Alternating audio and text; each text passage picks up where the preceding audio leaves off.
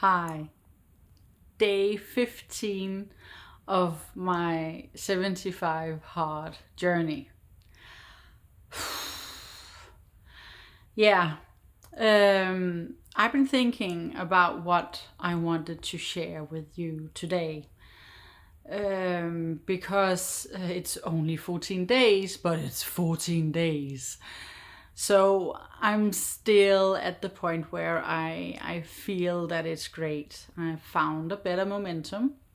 It's going great. I am so grateful that I have the knowledge from the first time that I did the 75 hard, because this means that my workouts are manageable and that it doesn't it's important to think about that it's not that it doesn't hurt your body. It has to be healthy for your body and not hurt your body. So this is important, and I have that knowledge from the first time. So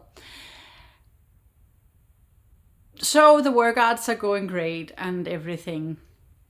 What I did want to share with you today was all the thoughts that comes with them.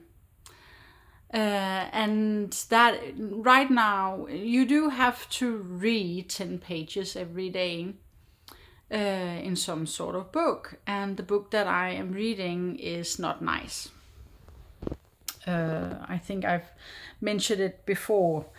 So, and it's about people that are too nice. You know, the disease to please, always saying, oh, thank you, or not saying what you mean and everything. Now, I do feel that I'm a person that I can speak my mind, but there are times and situations where I don't, because I was brought up by the notion that don't be too loud, don't be seen, and don't make people uncomfortable. Plus, I've like a lot of other people been through different things, and what I've been through, I don't want to happen to anyone else. I don't want to hurt anyone.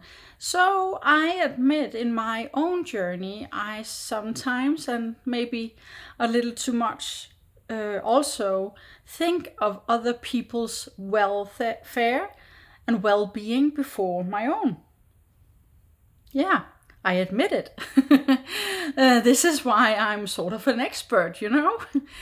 So the book is really great because it goes from the psychology perspective to the how to actually work with it and what to do, and step by step. And I'm almost finished with the book. It's 12 hours reading.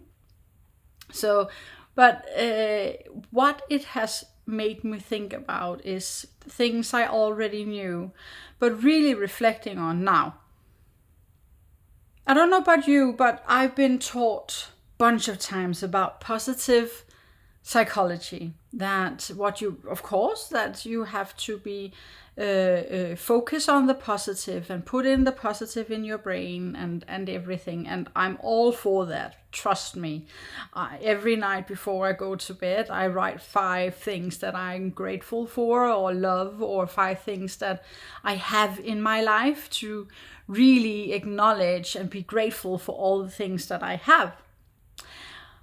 What I haven't thought about, even though that I know that for every day there's a night, and for every black there's a white, and there is a yin and yang, what I didn't think about was that, of course, we have all these other thoughts, like hating thoughts. I admit I almost never let myself hate anything, because I'm not a believer in hate.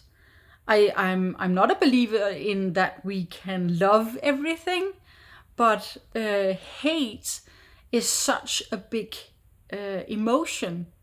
So I don't hate anything, But I can get really frustrated and I can get really, really mad. Believe me, you wouldn't want to see me mad. No, I don't like to see me mad. But the frustration comes out of, for example, I had a conversation with a wonderful lady today, and we were talking about when people cut in front of you, either in the supermarket lane or on the road or anywhere else. If people cut in front, I tend to actually like her. And I don't know about you. I tend to think, okay, that was a bit rude, but I'm not in a hurry. And maybe it's really important for them to get quicker through the lane or anything. I tend to do that. But, here comes the but. Inside, sometimes I think, oh, that's not nice. And I feel like that they should know better or treat other people better. So those thoughts, I don't go that way. It's because it can lead to a rabbit hole of just going nagging, and it's all the other people's faults. So that is the balance in the thought and between positive psychology and minding your shadows. But because this is what it is, it's shadow work. I don't know if you know what shadows is, but Carl Jung was the first to actually describe our shadows. Our shadows are the less lovable, if that's the polite way to say it, the things that we don't like in ourselves, that we can see in others and that we really don't like, or things that we don't want other people to see in us. That's the short version of what our shadows are. But our shadows are a part of us. They are there like yin and yang, day and night, and black and white. So it's not about pushing them away. It's actually about being mindful of them. As I always say, it's about focusing on the positive and being mindful of the negative, because the negative is there.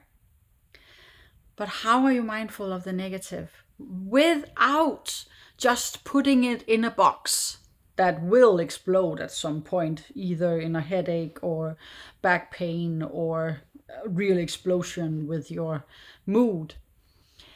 Now, this guy in the book, he actually recommends, and I like it, and I'm going to try it, having a not nice book, let's call it that, or today I called it the devil's book.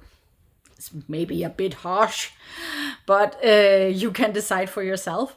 And what you put in there, no one else is supposed to read, not even you again. It's just, writing down, oh, you big, I hate you, or that and that pissed me off. Sorry. And all the awful things, and really keep it away from everyone else. Now, this is to release the tension of you being nice. Look, if you're not a person that has a disease to please, and if you don't have any trouble with being too nice, if you don't frequently say sorry and you don't have to, and if you've never ever thought, oh, I should have said that, I shouldn't have been so nice, and so on and so on, this isn't for you. So, but to everyone else, this is a great book, and the exercise really makes sense to me anyway. So that is my reflections for today in my day 15 on my 75 hard. That is to be really nice and to be able to say yes to yourself. You need to be mindful of what you say no to also, and the dark side of the force. So that's it for today. So take care, stay safe, and remember, for every day there's a night, and for every black there's a white. Love you.